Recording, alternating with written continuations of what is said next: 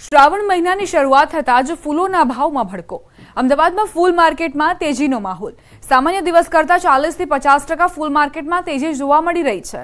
ગુલાબના 1 કિલોના ભાવ 300 રૂપિયા, ગલગોટાનો 100 રૂપિયા, ડમરો 80 રૂપિયા કિલો, મોગરો 1500 રૂપિયા કિલોએ ભાવ પહોંચ્યા છે। નાસિક, નારેશ્વર, ધોળકાથી ગુલાબ આવી રહ્યા છે। જોકે આગામી દિવસોમાં પણ તેજી યથાવત રહેશે તેવું વેપારીઓ જણાવી રહ્યા છે।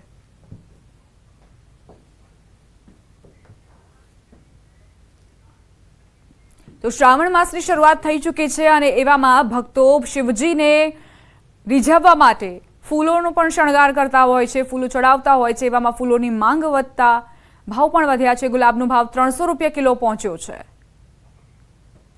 ગોટામાં એમાં જોઈએ તો આપણે 20% જેવી એમાં ભાવ વધારો થયો છે, જ્યારે ગુલાબની અંદર 100-150% જેટલો ભાવ વધ્યો છે। મોગરાની અંદર 200-250% જેટલો ભાવ વધ્યો છે। 250 રૂપિયા કિલોવાળો મોગરો 2000 રૂપિયા કિલો વેચાઈ રહ્યો છે અને આ તેજી હવે સળંગ ચાલુ જ રહેશે, કારણ કે શ્રાવણ માસ પછી ગણપતિ મહોત્સવ આવશે, પછી નવરાત્રિ આવશે, દિવાળી, એ પછી મેરેજ સિઝન હશે, એટલે આ ઓલ ઓવર તેજી ચાલતી જ રહેવાની। દેશમાં ઉગ્ર બનેલા પ્રદર્શનકારીઓએ કેટલીક બસોને આગ લગાવી દીધી હતી। હજારો લોકોના ટોળા રસ્તા પર ઉતરી આવ્યા। બાંગ્લાદેશમાં તખ્તા પલટ થયા બાદ શેખ હસીનાએ પ્રધાનમંત્રી પદ પરથી રાજીનામું આપીને દેશ છોડી દીધો હતો। 2 મહિનાથી ચાલી રહેલ વિદ્યાર્થીઓનું આંદોલન જ્યારે હિંસક બન્યું ત્યારે સમગ્ર દેશમાં ખળભળાટ મચી ગયો। દેશની કમાન અત્યારે આર્મી ચીફના હાથમાં છે। લગભગ 20 લાખ લોકોના પીએમ આવાસ તરફ કૂચ કરવાની જાહેરાત બાદ બાંગ્લાદેશ આર્મીના ચીફે પ્રધાનમંત્રી શેખ હસીનાને રાજીનામું આપવાની સલાહ આપી। ત્યારબાદ તેમણે પોતાનું રાજીનામું આપ્યું હતું। બાંગ્લાદેશના મીડિયા રિપોર્ટ મુજબ છેલ્લા કેટલાક દિવસથી સરકાર વિરુદ્ધ પ્રદર્શન કરી રહેલા લોકોએ પીએમ શેખ હસીનાના સરકારી આવાસ તરફ કૂચ કરવાની જાહેરાત કરી હતી। હજારો લોકોના ઢાકાના રસ્તાઓ પર ઉતરવાના કારણે સ્થિતિ બગડવા લાગી। સ્થિતિ કાબૂમાં ન દેખાતા બાંગ્લાદેશ આર્મીએ શેખ હસીનાને રાજીનામું આપવાની અને દેશ છોડવાની સલાહ આપી, જેથી કરીને આંદોલનકારીઓ શાંત થઈ શકે। અનામતને લઈને આ આખા આંદોલનની શરૂઆત થઈ હતી। શાંતિપૂર્ણ રીતે યુનિવર્સિટીમાં વિદ્યાર્થીઓ આક્રોશ વ્યક્ત કરી રહ્યા હતા, શાંતિપૂર્ણ રીતે આંદોલન કરી રહ્યા હતા, પરંતુ ત્યારબાદ મામલો બિચક્યો અને આંદોલને ઉગ્ર સ્વરૂપ ધારણ કર્યું।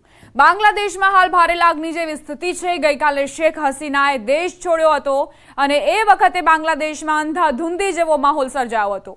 પ્રદર્શનકારીઓ છેક પીએમઓ હાઉસમાં ઘૂસી ગયા। કેટલાક લોકોએ તો વિડીયો ઉતારીને વાયરલ કર્યા અને આજે ચોંકાવનારા દ્રશ્યો સામે આવ્યા। પ્રધાનમંત્રી હાઉસમાં ઘૂસેલા લોકો ત્યાંથી અનેક વસ્તુઓ લઈને નીકળ્યા હોય એવા વિડીયો વાયરલ થયા છે।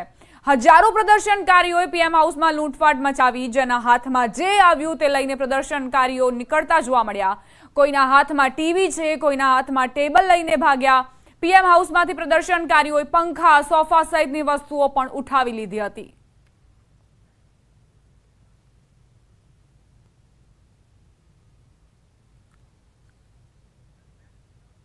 પાડોશી દેશ બાંગ્લાદેશમાં હિંસા ભડકી હતી। પ્રદર્શનકારીઓ આજે પણ આક્રમક અંદાજમાં જોવા મળ્યા।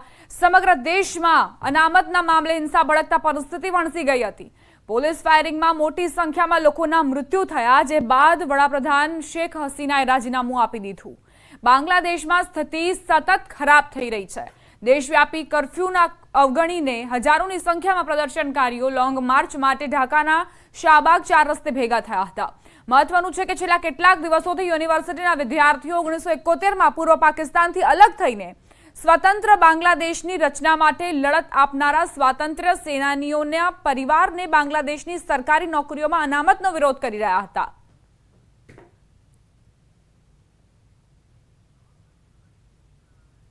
બાંગ્લાદેશની સ્થિતિ જોતા ભારત પણ સતર્ક બન્યું છે અને બાંગ્લાદેશ સરહદ પર સુરક્ષા વધારી દેવાઈ છે। બીજી તરફ બાંગ્લાદેશમાં સેનાએ મોરચો સંભાળીને સ્થિતિ પર કાબુ મેળવવાનો પ્રયાસ કર્યો છે।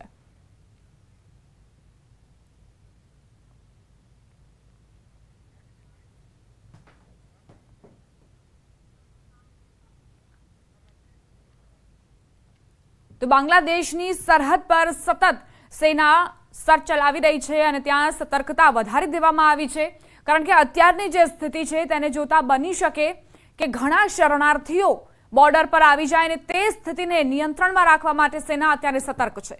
બાંગ્લાદેશ સરહદ પર સેનાએ ચુસ્ત બંદોબસ્ત ગોઠવી દીધો છે। કોઈ પણ અનિચ્છનીય ઘટના બને તે પહેલા જ તેને નિયંત્રણમાં લઈ લેવી તે પ્રકારના આદેશ આપી દેવામાં આવ્યા છે। સતત સ્થિતિ વણસી રહી છે બાંગ્લાદેશમાં। ભલે શેખ હસીનાએ પીએમઓ છોડી દીધું હોય, પોતાનો દેશ છોડી દીધો હોય, પરંતુ જે ભીડ છે, જે યુવાનો છે તે માનવાના મૂડમાં નથી અને અત્યારે પણ હિંસા કરી રહ્યા છે। બંગબંધુઓના આ બેટલમાં હવે આખરે કોણ વિજય થશે તે જોવાનું રહેશે, પરંતુ જે નિર્દોષ લોકો છે તેમને ટાર્ગેટ કરવામાં આવી રહ્યા છે। તેમને બચાવવા માટે પણ પોલીસ અત્યારે મેદાનમાં છે। આ તરફ સેનાએ પણ, ભારતીય સેનાએ પણ ચુસ્તતા વધારી દીધી છે, જેથી કોઈ પણ અનિચ્છનીય ઘટના બને તેને રોકી શકાય।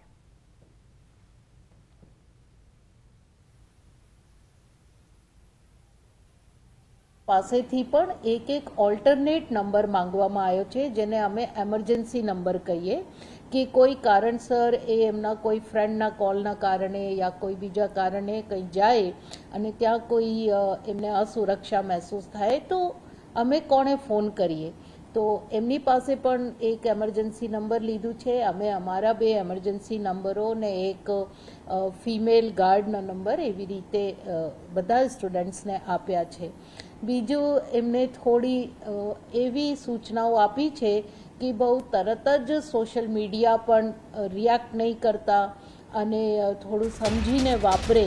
અત્યારે કોઈ પણ જાતની ર્યુમર્સ ઉપર વિશ્વાસ ન કરે। ભારત સરકારની જે એડવાઇઝરી છે, જેમ અત્યારે બોર્ડર્સ બધા સીલ કરવામાં આવ્યા છે, એને ધ્યાનમાં રાખીને જ કોઈ પણ પગલાં લે। ઘરના પેરેન્ટ્સના પરિવારના સંપર્કમાં રહે અને કોઈ પણ વસ્તુ એ કોઈ એવી સૂચના હોય જે અમને જાણ કરવી જોઈએ તો અમને કોન્ફિડન્સમાં લઈને અમારી સાથે શેર કરી શકે છે।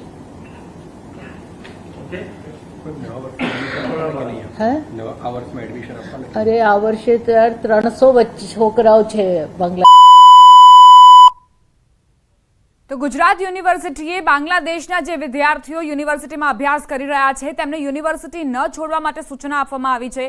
ઇમરજન્સી નંબર પણ જારી કરવામાં આવ્યા છે, જેથી કોઈ પણ એવી ઘટના બને તો વિદ્યાર્થીઓ ઇમરજન્સી નંબર પર ફોન કરીને સૂચના આપી શકે અને પ્રશાસન તેમની મદદે આવી શકે।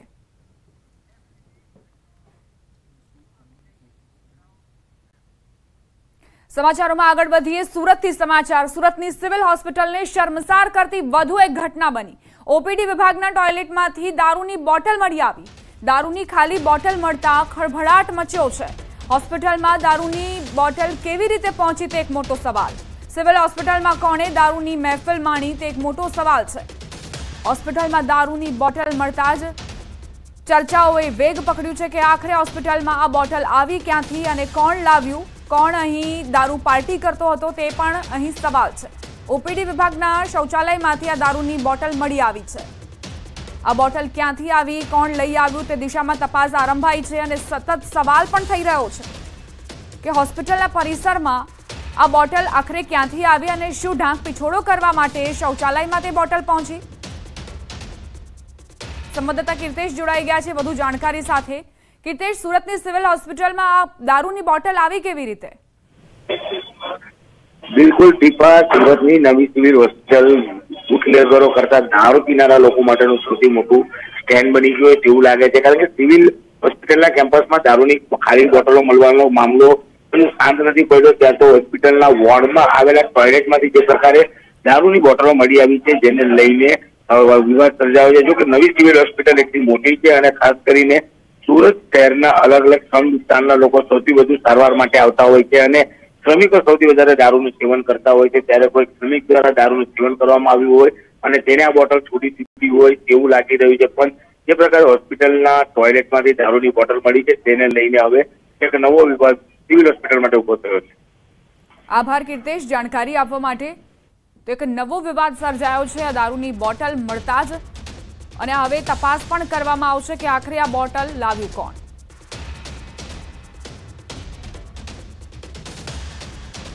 10 થી 15 ઓગસ્ટ સુધી ભાજપનું તિરંગા યાત્રા અભિયાન અધ્યક્ષ જેપી નડ્ડા પ્રારંભ કરાવશે। ભાજપનો હર ઘર તિરંગા કાર્યક્રમ થકી સ્વાતંત્ર્ય પર્વની ઉજવણી થશે।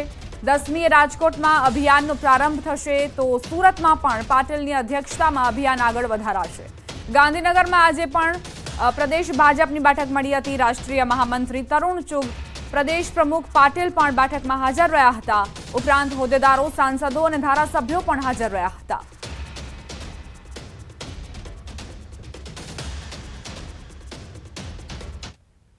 સુરતમાં સુમુલ ડેરીની ચૂંટણીનું પરિણામ જાહેર થયું। સુમુલ ડેરીની બારડોલી બેઠક પર પેટા ચૂંટણી યોજાઈ હતી। ભાજપના મેન્ડેટ પર ચૂંટણી લડી રહેલા જીતુભાઈ બામણીનો ભવ્ય વિજય થયો।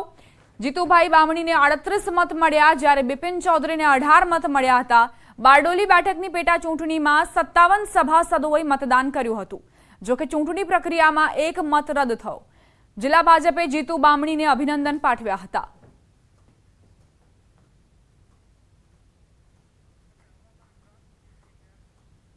हवामान विभाग की प्रेस कॉन्फ्रेंस सांभळीशुं। और वार्निंग की बात करेंगे तो हैवी रेनफॉल की वार्निंग डे 3 और डे 4 के लिए, और जो डिस्ट्रिक्ट है जहां पर हैवी रेनफॉल की वार्निंग और साथ में येलो अलर्ट जारी है वो डिस्ट्रिक्ट है डे 3 के लिए है डांग, नवसारी, वलसाड़, दमन और दादरा नगर हवेली। और डे 4 के लिए जो डिस्ट्रिक्ट है जहां पर हैवी रेनफॉल की वार्निंग है वो डिस्ट्रिक्ट है बनासकांठा, नवसारी, वलसाड़, दमन और दादरा नगर हवेली। और साथ में थंडरस्टॉर्म की वार्निंग है। आने वाले 2 दिनों के लिए गुजरात स्टेट के सारे डिस्ट्रिक्ट कवर हैं जिसमें थंडरस्टॉर्म की वार्निंग है। और फिशरमैन वार्निंग की बात करेंगे तो आने वाले 5 दिनों के लिए एंटायर गुजरात कोस्ट के लिए फिशरमैन की वार्निंग है। और जो विंड की स्पीड होगी वो 35 से 45 kmph, और साथ में जो गस्टी विंड होगी वो 55 kmph के आसपास रहने का पूर्वानुमान है। सर, डे 4, डे 5 में भी हेवी होने के कारण क्या है?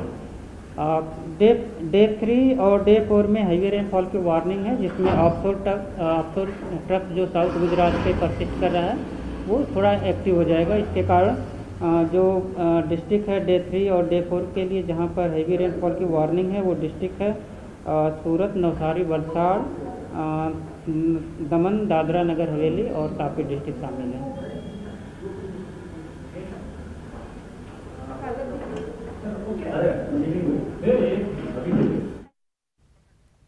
राज्य में 5 दिवस भारे वरसादनी हवामान विभागे आगाही करी छे। वरसाद ने लईने हवामान विभागनी आगाही 5 दिवस सुधी वरसाद माटे तैयार रहेवू पड़शे। आगामी 5 दिवस भारे वरसाद वरसी शके छे अनेक जिल्लाओमां।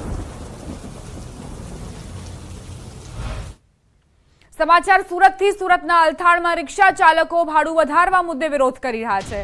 अल्थाण ब्रिज पासे अन्य जग्याएथी पेसेंजर बेसाड़ी आवता रिक्शा चालकोने रोकी देवाया हता। रिक्शा चालकोने रोकी देवाता पेसेंजरो अटवाया हता। पोलीसने जाण थतां ज पोलीस घटना स्थळे पहोंची हती। पोलीसे स्थळ पर पहोंची मामलो शांत पाड्यो हतो।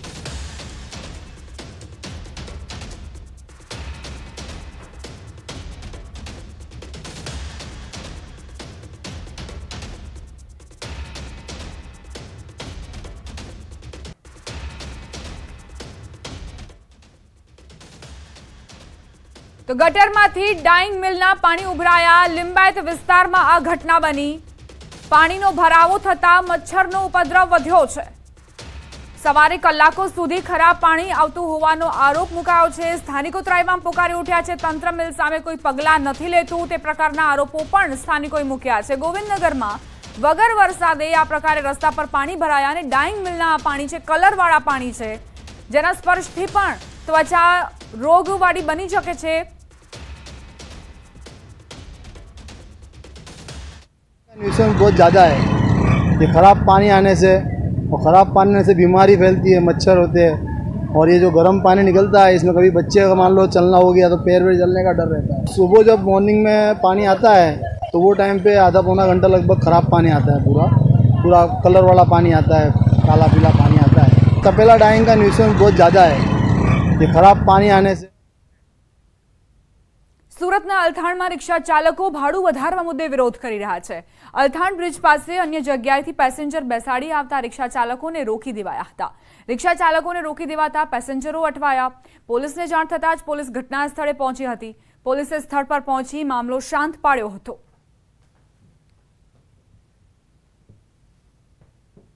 गुंडागर्दी ऐसी चलती नहीं है।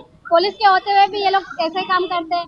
आप ही बताइए भैया, ऐसा कोई करता है क्या? जा रहे थे वैसे से कॉलोनी से बैठे, वैसे में हर रोज कॉलोनी से 4-5 दिन से परेशान कर रहे हैं। ऑटो